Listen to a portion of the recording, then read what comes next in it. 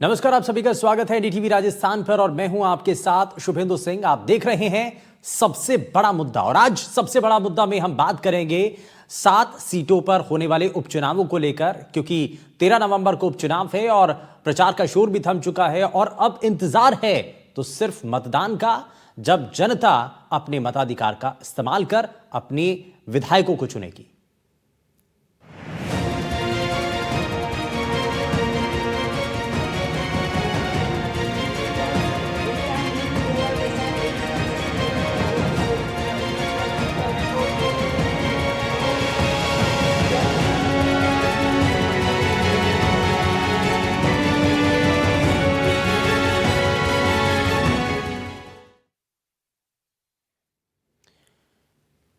राजस्थान में 7 विधानसभा सीटों पर 13 नवंबर को उपचुनाव है।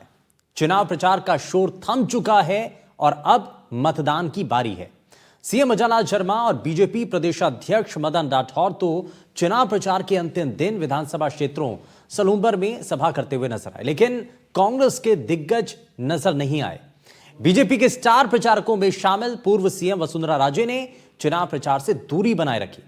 कांग्रेस नेता और पूर्व विधानसभा अध्यक्ष डॉक्टर सीपी जोशी, कांग्रेस प्रदेश प्रभारी सुखजिंदर सिंह रंधावा, राष्ट्रीय सचिव धीरज गुर्जर, राज्यसभा सांसद नीरज टांकी और पूर्व मंत्री रामलाल जाट भी प्रचार में नजर नहीं आए हैं। कुछ नेताओं के बड़े बोल भी सामने आए हैं और खीवसर सीट पर चिकित्सा मंत्री गजेंद्र सिंह खीवसर ने कहा कि खीवसर में अगर हम चुनाव हारे तो मैं मूंछ और सिर मुंडवाकर चौक पे खड़ा हो जाऊंगा। देवली उनियारा के चांदली में एक महिला ने पानी का प्रेशर नहीं आने को लेकर जलदाय मंत्री कन्हैयालाल चौधरी को खरी खोटी सुना दी, तो मंत्री ने महिला से कह दिया कि आपको कसम है मन में आए वहां पर वोट देना, बीजेपी प्रत्याशी जीते या हारे सरकार को कोई फर्क नहीं पड़ेगा। मंत्री ने यह भी कहा कि मैं चांदली माताजी तो हूं नहीं जो फूंक मारते ही पानी ला दूं, पानी तो आते ही आएगा। बांसवाड़ा डूंगरपुर सांसद राजकुमार रोत ने एक्स पर वीडियो पोस्ट करते हुए लिखा कि 84 उपचुनाव को लेकर मुख्यमंत्री की सभा में बीजेपी के एक पदाधिकारी ने भरे मन से उसे मारने की धमकी दी। बीजेपी के कार्यकर्ताओं को खुली छूट दी गई है कि मार दो, उड़ा दो, रास्ते से हटा दो, यह आरोप लगाया गया है। वहीं बीजेपी नेता और सरपंच का वीडियो भी शेयर किया गया।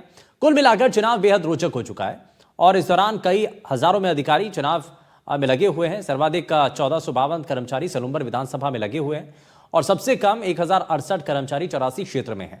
अब 7 सीटों के संग्राम पर आज हम चर्चा कर रहे हैं। दिग्गजों ने चुनाव से दूरी क्यों बना ली है और मतदान से पहले नेताओं के जो बिगड़े बोल हैं वो सामने आए हैं और इसका असर क्या पड़ सकता है।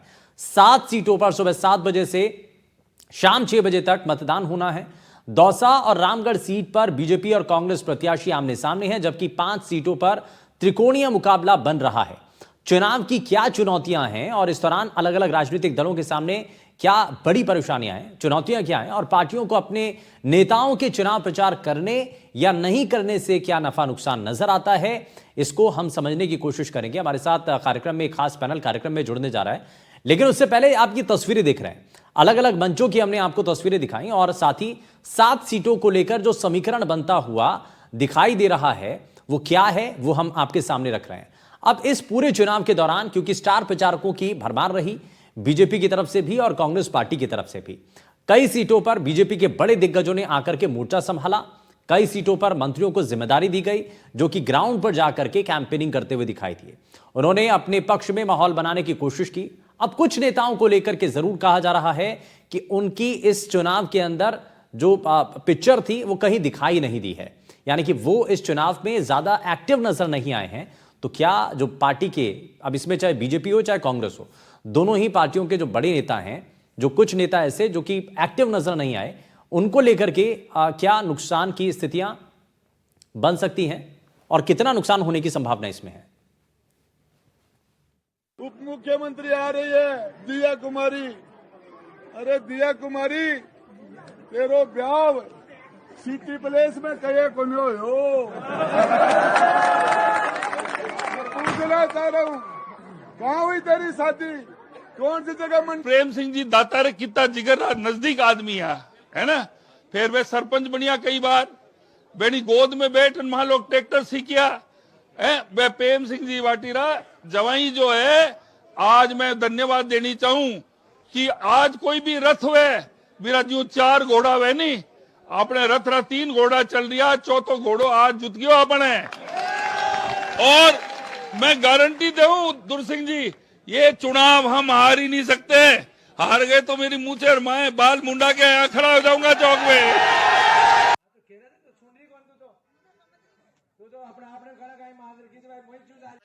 हिंदू एंड सूर्यन शादी करावी दो, एम के करावी दो, તમે कराओगे क्या? मार देना, कोई भी चिंता करने की जरूरत नहीं है। हिंदू एंड सूर्यन शादी करावी दो, एम के करावी दो, તમે कराओगे क्या? मार देना, कोई भी चिंता करने की जरूरत नहीं है। तो ये जो बयान है, अलग अलग नेताओं की तरफ से जो बयान दिए गए हैं, इसके मायने क्या हैं और इसका असर क्या जनता जब वोट करने जाती है उनके जहन में रहता है कि नेताओं की तरफ से क्या स्टेटमेंट दिया गया, क्या बयान दिया गया और उसका कितना प्रभाव होगा, जरा उसको बारीकी से समझने की कोशिश करते हैं। और जब ये चुनाव शुरू हुआ, जब जिस तरीके से तारीखों का ऐलान हुआ, उसके बाद से और आखिर समय तक, वोटिंग से पहले तक, चुनाव किस दिशा में आगे बढ़ा, किसके लिए कितना माहौल बनता हुआ दिखाई दिया और सबसे बड़ा मुद्दा इस चुनाव के अंदर क्या नजर आया है, इन तमाम चीजों को जरा समझने की कोशिश करते हैं। हमारे साथ एक खास पैनल कार्यक्रम में जुड़ चुका है, जरा सबसे पहले आपको मिलवा देते हैं उनसे। हमारे साथ राजनीतिक विश्लेषक राजिक फर्शीवाला जी कार्यक्रम में जुड़ चुके हैं। राजिक सर, बहुत स्वागत है आपका। हमारे साथ बीजेपी से प्रवक्ता शैलेश कौशिक जी कार्यक्रम में जुड़ चुके हैं। शैलेश जी, बहुत स्वागत है आपका। हमारे साथ कांग्रेस पार्टी से पौरुष भारद्वाज जी कार्यक्रम में जुड़ चुके हैं। सर, बहुत स्वागत है। वरिष्ठ पत्रकार श्याम सुंदर शर्मा सर हमारे साथ कार्यक्रम में जुड़ चुके हैं। श्याम सर, बहुत स्वागत है आपका। और शुरुआत श्याम सुंदर शर्मा सर आपसे ही कर रहा हूं। पहले तो ये स्टेटमेंट जो अलग अलग नेताओं की तरफ से जो बयान दिए गए, कुछ ने दावा कर दिया, किसी ने किसी के ऊपर हमला करने के लिए कह दिया कि भाई देख लेंगे हम, कोई कहता है कि साहब जिता दो, नहीं तो मूंछ और दाढ़ी मुड़वाने के लिए तैयार हूं, मैं बाल मुड़वा दूंगा। ये जो ऐसे स्टेटमेंट हैं, क्या इनका कोई इम्पैक्ट नजर आता है? कुछ ऐसे नेता हैं जो कि अलग तरीके के स्टेटमेंट देते हुए दिखाई देते। इन स्टेटमेंट का, इन बयानों का जब वोटर वोट करने के लिए जाता है, उनके जहन में रहता है कि भाई ऐसा किसी नेता ने बयान दे दिया था, तो उसको लेकर के भी वोट किया जाता है, या एक पहलू है सिर्फ उतना निकल जाता है, वोट जिसको करना है वो तय होता है? देखिए शुभेंद्र जी, चुनाव के दौरान नेता अपनी स्थिति को मजबूत करने के लिए अपना दावा करते हैं कई बार, लेकिन इस बार जो दावे हो रहे हैं, देखिए चिकित्सा मंत्री निश्चित रूप से खींवसर के रहने वाले हैं, वहां के राजघराने के लोग हैं। वो कह रहे हैं कि मैं इस चौराहे पर खड़ा होकर कह रहा हूं कि हम चुनाव हार ही नहीं सकते। दुर्ग सिंह जी जो थे, जो पहले बागी होकर चुनाव लड़े थे, उनके सामने कह रहे थे अगर मैं हार गया तो मैं मूंछ और सिर मुंडवा लूंगा। अब देखिएगा, वो कह तो गए, उसके बाद कहे मेरी लाज जरूर रखना। तो आखिर आपको चिकित्सा मंत्री जी ऐसी जरूरत क्या है कहने की पड़ रही है? फिर आपको कहना पड़ रहा है जनता को, देखो आपकी लाज, मेरी लाज आपके हाथ में है, मेरे को ये चीज करनी पड़ गई तो क्या होगा? अब जीत हार किसकी होगी ये तो जनता ही तय करेगी। जनता के बीच में आप अपनी रुतबे उतारने के लिए क्या कुछ कहना चाहते हो? इसमें देखिएगा, मैं देख रहा था कि जलदाय मंत्री क्षेत्र में गए थे, देवली उनियारा के चुनाव प्रचार में गए थे, वहां पर एक महिला उलझ गई कि पानी तो आता नहीं, आप आज आए हो देखने के लिए।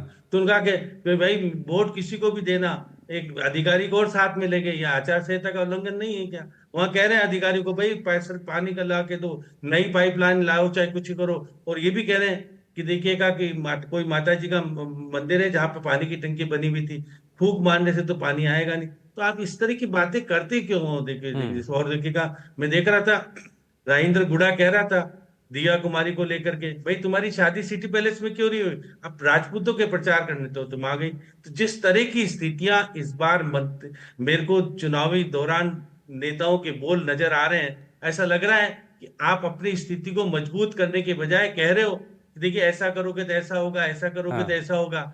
ये मजबूती के साथ कहो कि हमने विकास काम किया है तो हम जीतेंगे यहाँ पर। अब ये कैसे कह रहे हो कि हार गए तो मूंछ कटवा लेंगे, सिर मुंडवा लेंगे, या आपको तत्काल पानी के लिए करेंगे और आप वोट किसी को देना हमको जरूरत नहीं है।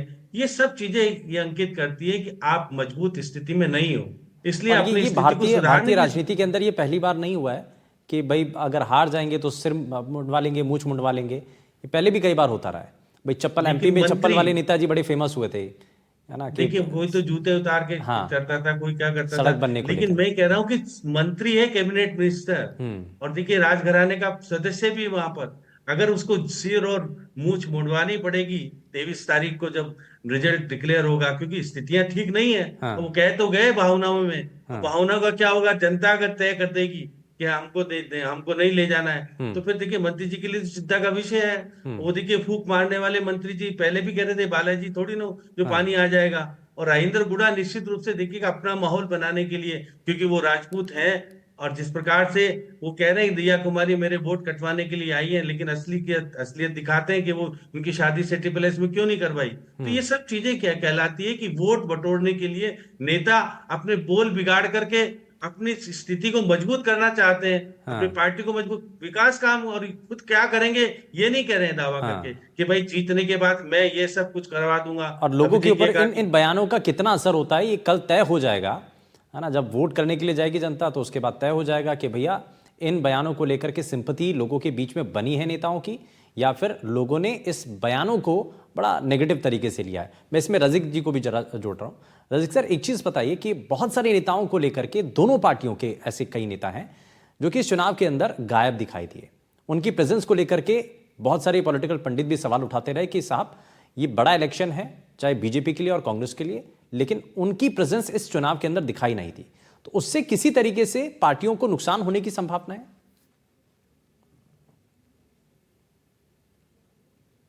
ये कांग्रेस और कांग्रेस के समर्थित जितने भी सांसद लोग बने हैं, और एक कांग्रेस के विधायक थे, उनके निधन के बाद ये सीटें रिक्त हुई हैं। अगर प्रतिष्ठा किसी की दांव पे लगी है तो वो कांग्रेस की दांव पे लगी है। और कांग्रेस का जो सिस्टम है आप और हम सब जानते हैं, वहां पर कब कौन नेता किससे रूठ जाए, कब कौन नेता कहाँ चले जाए, कोई भरोसा नहीं रहता है। जैसा आपने कहा कि सीपी जोशी अभी पूरे चुनाव में कहीं दिख नहीं रहे। हो सकता है वो गहलोत साहब या आपके सचिन पायलट जी से नाराज हो। दूसरी तरफ आप भारतीय जनता पार्टी को देखेंगे तो भारतीय जनता पार्टी जो है कार्यकर्ताओं के ऊपर चुनाव लड़ती है। जो मेरा एनालिसिस है वो 24/7 365 डेज अपने कार्यकर्ताओं को सक्रिय रखती है, और वहां पर बड़ा नेता आए या जाए उससे कोई फर्क पड़ता नहीं है। चुनाव वहां स्थानीय कार्यकर्ता और नेता लड़ते हैं चुनाव। तो सबसे ज्यादा अगर किसी की इज्जत दांव पे है तो वो कांग्रेस की दांव पे है, क्योंकि सारी सीटों पे कांग्रेस के लोग थे जो सांसद बने, और जो एक प्रत्याशी का निधन, एक विधायक जी का निधन हुआ, उसके बाद वहां रामगढ़ में भी कांग्रेस के ही अच्छा, ये तो साफ है, ये तो रजिक साहब साफ है कि भाई अब बीजेपी के लिए कोई मुश्किल नहीं है, क्योंकि अगर हार भी जाती है ये सीटें तो कोई विधानसभा के गणित में या समीकरण में कोई बदलाव होने वाला नहीं है, उसका कोई असर नहीं पड़ेगा। लेकिन अगर जीतती है तो एक मोरल विक्ट्री जरूर होगी, हरियाणा का जो मोमेंटम बना है उसका एक बड़ा असर दिखाई देगा। हाँ, तो मतलब ये जरूर होगा। बिल्कुल बिल्कुल बिल्कुल, आपने सही कहा। हरियाणा चुनाव का असर भी चुनाव में पड़ेगा। दूसरा क्या है कि जनता उपचुनाव में जिसकी सरकार होती है उसके उम्मीदवार और उसके जो नेता हैं उनको चुनती है, ताकि उनको आगे जो भी 2.5 साल 3 साल 4 साल बचे हैं विधानसभा चुनाव के, उसके पूर्व वो विकास चाहती है। तो जनता का जो मन रहता है वो जो सत्ताधारी दल रहता है उसको वोट देती है। तो मेरा तो ये मानना है कि टोटल जो प्रतिष्ठा दांव पे लगी है वो कांग्रेस की लगी है, और कांग्रेस को देखिए आपकी इसी लाइन को लेकर के कांग्रेस पार्टी के प्रवक्ता ने आपत्ति यहाँ पर जता दी है, वो हाथ खड़ा कर रहे हैं, वो कुछ कहना चाह रहे हैं, और जाहिर है कि पौरो जी यही कहेंगे कि साहब इसमें कोई बेनिफिट बीजेपी को नहीं मिलने वाला है। पौरो जी बताइए क्या कह रहे हैं।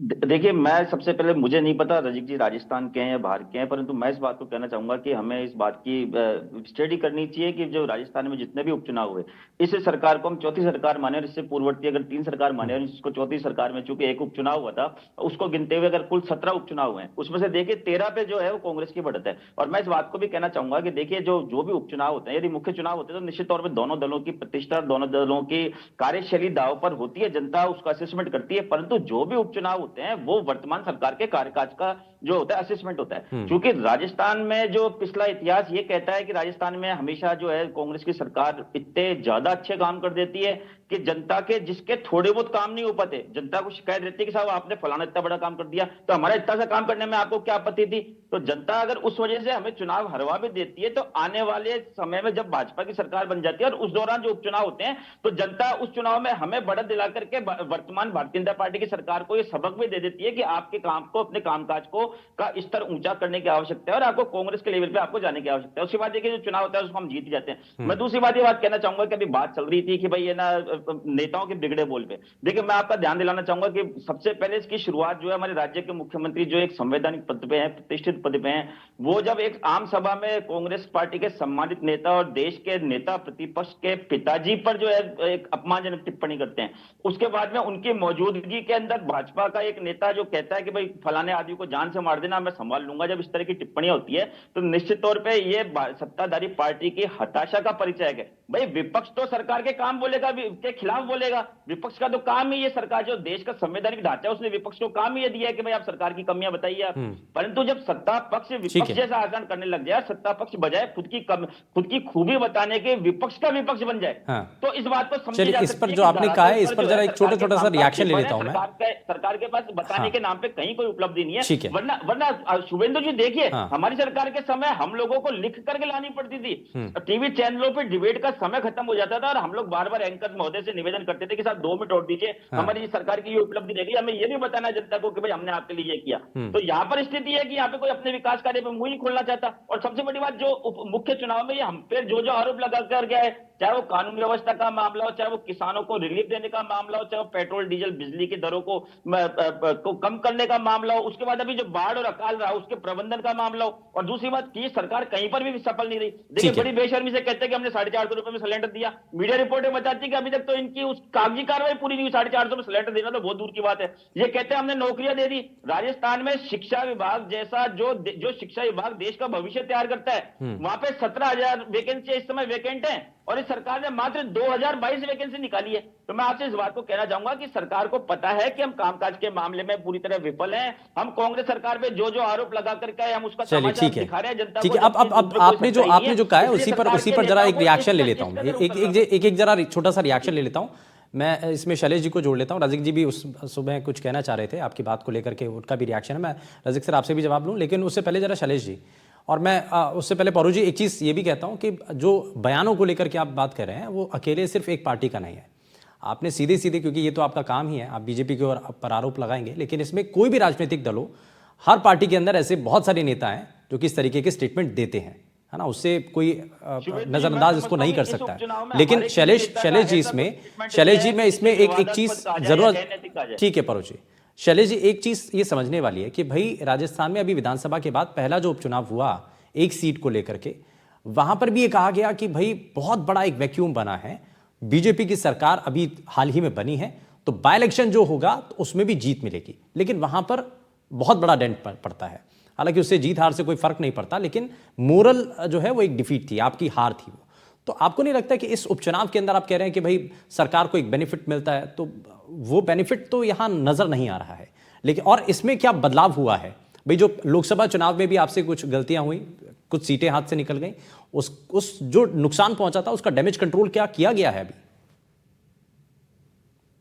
शुभेंदु जी, लोकसभा चुनाव के समय जहां तक कांग्रेस और विपक्ष के दलों के द्वारा एक संविधान और आरक्षण के नाम पर जो नैरेटिव बनाने का प्रयास किया, उसका जवाब हरियाणा की जनता ने दे दिया। जिन कंधों पर इन्होंने बंदूक चलाने का प्रयास किया, चाहे वो किसान हो, चाहे वो जवान हो, चाहे वो खिलाड़ी हो, उन सबका जवाब हरियाणा की जनता ने दिया। इसके विषय में ज्यादा मुझे कहने की आवश्यकता नहीं है। हिंदुस्तान के इतिहास में, हरियाणा के इतिहास में पहली बार लगातार तीसरी बार हरियाणा की सरकार बनी। जनता ने पूर्ण बहुमत के साथ मोदी जी के नेतृत्व में और नायब सिंह सैनी जी के नेतृत्व में भारतीय जनता पार्टी को, सरकार को अपना आशीर्वाद दिया। जहां तक मेरे मित्र पौरुष भारद्वाज जी कह रहे थे जब बयानों की बात को, तो जरा मैं इनसे पूछना चाहता हूं, रघु शर्मा जी का बयान कितना खतरनाक है कि 13 तारीख के बाद राजस्थान में कत्लेआम होगा। एक जिम्मेदार पद पर रहने के बाद, एआईसीसी, कांग्रेस, मंत्री, तमाम पद के बाद, और तमाम इनके नेता जिस तरीके से बयानबाजी कर रहे हैं, उसकी क्या परिणति है, क्या परिणाम है, ये राजस्थान की जनता इनको बताएगी। और जहां तक ये कह रहे थे कि हमारी सरकार के काम का जवाब भी आपकी जनता ने आपको दे दिया। विधानसभा चुनाव में आपके यहाँ केवल घोषणाजीवी सरकार थी, 5 साल तक आपस में लड़ती रही, जनता झेलती रही और जनता ने परिणाम दिया। हमारी सरकार ने जो काम किए, आप जो 450 रुपए के सिलेंडर की बात कर रहे थे पौरुष जी, आपने तो केवल बीपीएल की स्वीकृति दी, हमारे माननीय भजन लाल जी ने जो 73 लाख परिवार थे उनको बढ़ाकर 1.08 करोड़ किया। जो आवश्यकताएं जो केवाईसी चल रही है वो एक प्रक्रिया है केंद्र सरकार के द्वारा, जो चाहे कोई डेथ हो गई है या शादी हो गई है तो उसके ऊपर क्योंकि किसी को गलत आवंटन मिल जाए ये गलत है। आपकी सरकार में इस पर कभी निगरानी नहीं हुई, हमारी सरकार कर रही है निश्चित रूप से। अगर किसी की शादी हो गई है या कोई किसी डेथ हो गई है और उसको केवाईसी हो रही है तो एक कानूनी प्रक्रिया निश्चित रूप से दोहरा लाभ किसी को नहीं मिलना चाहिए। सरकार के कामों पर आप करें तो आप किसी दिन, आज विषय वो नहीं है, आप जिस दिन चाहे उस दिन मुझसे डिबेट कर लेना इसी चैनल पर कि हमारी सरकार ने क्या किया और आपकी सरकार ने क्या किया। लेकिन आज जो उपचुनाव की बात कर रहे हो, मैं आपसे पूछना चाहता हूं, आपकी सरकार के तमाम नेता कहां हैं? जूली जी केवल रामगढ़ तक सीमित रह गए। टीपी जोशी जी जो उदयपुर के बड़े नेता हैं, मेवाड़ के बड़े नेता हैं उस इलाके के, वो दोनों सीटों पर, जो मेवाड़ में सीटें उन पर नहीं गए। गहलोत साहब क्योंकि उनके आदमियों को टिकट नहीं मिली तो महाराष्ट्र के नाम पर चले गए। और 84 और झुंझुनू में तो आपका एक भी नेता नहीं गया, वहां तमाम तरीके के। और आज झुंझुनू के जो लगभग उस सियासत का एक दबंग परिवार है तो ये कहना पड़ गया पहली बार कि हमने हाथी मलिक को टिकट तो मैंने दिलवाई थी वरना मैं टिकट नहीं लेता। तो जिस तरीके से आप राजनीति कर रहे हो, आज 10 महीने की सरकार, 11 महीने की सरकार का काम जनता को दिख रहा है और परिणाम आपको भी दिख रहा है, हमको भी दिख रहा है किस तरीके से आप आज की स्थिति है। चुनाव पूर्ववर्ती जो चुनावों का बात कह रहे हो, ट्रेंड कुछ भी रहा हो, लेकिन भारतीय जनता पार्टी की सरकार, भारतीय जनता पार्टी का कार्यकर्ता, बूथ का कार्यकर्ता हमेशा ट्रेंड को बदलता है। हरियाणा में भी बदला और राजस्थान में उपचुनाव में भी बदलेगा। और जिन उपचुनावों के आप आंकड़े बता रहे थे, आप 3 की बात कर रहे थे, मैं 5 में बता दूं कि पिछले 5 सरकार के चुनावों में 34 उपचुनाव हुए थे जिनमें 18 आप जीते थे, 14 हम भी जीते थे। इसलिए अच्छा, एक चीज तो बताइए शैलेश जी, आप जो कह रहे हैं परोज जी से, कांग्रेस पार्टी के अंदर कई नेता हैं जो कि नहीं पहुंचे कैंपेनिंग के लिए, तो ऐसे बीजेपी में भी कई दिग्गज नेता हैं जो कि नहीं आए कैंपेनिंग के लिए। तो बिंदु जी, वसुंधरा जी नहीं आई जो राज्य के मुख्यमंत्री रही 2 बार। मैं बता रहा हूं, नाम भी ले लिया उन्होंने। आपका जवाब मैं दे रहा हूं, लेकिन आप मेरी बात का जवाब दीजिएगा। वसुंधरा जी से बड़ा भारतीय जनता पार्टी में क्या कोई जीवित नेता वरिष्ठ है? वरिष्ठता का यदि बात की जाए भारतीय जनता पार्टी की राजस्थान के लिहाज से, तो क्या कोई जीवित नेता है भारतीय जनता पार्टी में कि जो वसुंधरा जी सुनिए, मैं आपको 2 बार राज्य बता रहा हूं। ठीक है, आप परोज जी जरा सुनिए। आपके 11 लोकसभा चुनाव में वो नजर नहीं आई, आप बोल रहे थे, मैं चुप रहा था, नजर नहीं आ रही कहीं पर भी। थोड़ा सा सुनना सीखिए परोज जी। आज हमारी भारतीय जनता पार्टी के सत्ता के मुखिया माननीय भजन लाल जी और संगठन के मुखिया माननीय मदन राठौड़ जी ने 7 विधानसभाओं में संगठन और सत्ता का समन्वय तालमेल करते हुए लगातार रैली की है। 40 स्टार प्रचारकों में से एकमात्र स्टार प्रचारक वसुंधरा जी उपस्थित नहीं रही। उनकी कोई परिस्थिति हो सकती है, लेकिन दूसरा आप मुझे जवाब दे दीजिए कि आपके गहलोत साहब, क्योंकि ऐसा तो नहीं है, वसुंधरा जी की तो परिस्थिति कुछ हो सकती है। वसुंधरा जी से अपील तो करवा दीजिए, वसुंधरा जी से अपील तो करवा दीजिए। कम से कम गहलोत साहब ने प्रचार क्यों नहीं किया, क्यों नहीं किया, जवाब मैं देता हूं। और मुझे सुनिए, क्योंकि हनुमान बेनीवाल के साथ गठबंधन करना चाह रहे थे गहलोत साहब, उनकी चली नहीं। वो लोकसभा चुनाव में तो हनुमान बेनीवाल का प्रचार करने जा सकते हैं, लेकिन आज तीसरी सीट पर प्रचार करने नहीं गए। अचल पायलट केवल अपने कैंप के लोगों के समर्थन के प्रचार में जा रहे हैं। जूली जी केवल रामगढ़ तक सीमित हो रहे हैं। कल के दिन चुनाव प्रचार के अंतिम दिन आपके प्रदेश अध्यक्ष पार्टी नैतिक रूप से इन उपचुनावों के इतिहास में हार मान चुकी है। आपके नेता, आपके कार्यकर्ता, आपके पार्टी के नेता हार मान चुके हैं चुनाव में।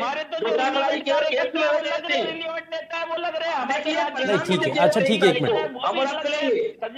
नहीं, ये परोज जी आपके लिए भी है भाई। अगर अशोक गहलोत साहब नहीं आ रहे हैं, ठीक है, बाकी राज्यों में आपकी जिम्मेदारी है, लेकिन घर तो पहले बचाना है ना, पहले घर भी तो बचाना है ना, ये भी तो बड़ा जरूरी है भाई। अभी यहाँ पर बाई इलेक्शन हो रहा है, अगर यहाँ पर किसी तरीके से हाथ से कुछ सीट निकल जाती हैं तो क्या आप डेंट नहीं पहुंचेगा। और ये तो बार बार ये तो आरोप लग ही रहे हैं ना कि अब फुल फ्लैश अगर सचिन पायलट कमान संभाल रहे हैं तो हार जीत जो भी कुछ होगा तो उसकी जिम्मेदारी उनके माथे पर मर दी जाएगी।